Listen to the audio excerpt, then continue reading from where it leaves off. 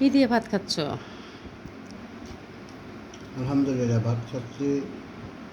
পেঁপে ভাজা, পেঁপে ভাজা, মাংস, মুরগির মাংস, ডাল। ডাল।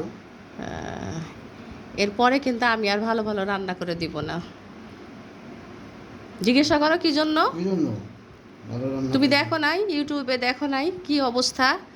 নিজের স্বামীর জন্য কিডনি দিয়ে দিছে, তারপরেও সেই লোকটা কিন্তু পরকীয়ায় জড়িত, আরেকজনের কাছে চলে গেছে। আমি এত অসুস্থ, তারপরে এত কাজ করি, এত ভালো ভালো রান্না করে তোমাদের খাওয়াই, আমার তখন ভয় লাগছে।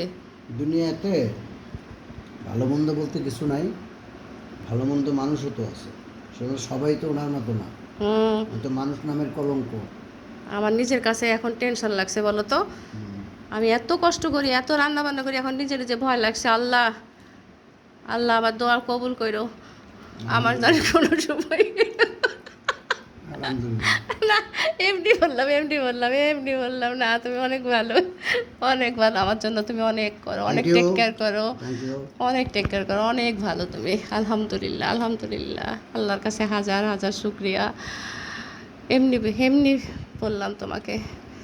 ভিডিও ভাইরাল হয়ে গেছে ওই মহিলার জন্য, আসলেই কষ্ট লাগছে, দুঃখ লাগছে, মনটা অনেক খারাপ মহিলার জন্য। আলহামদুলিল্লাহ আমরা ভালো আছি।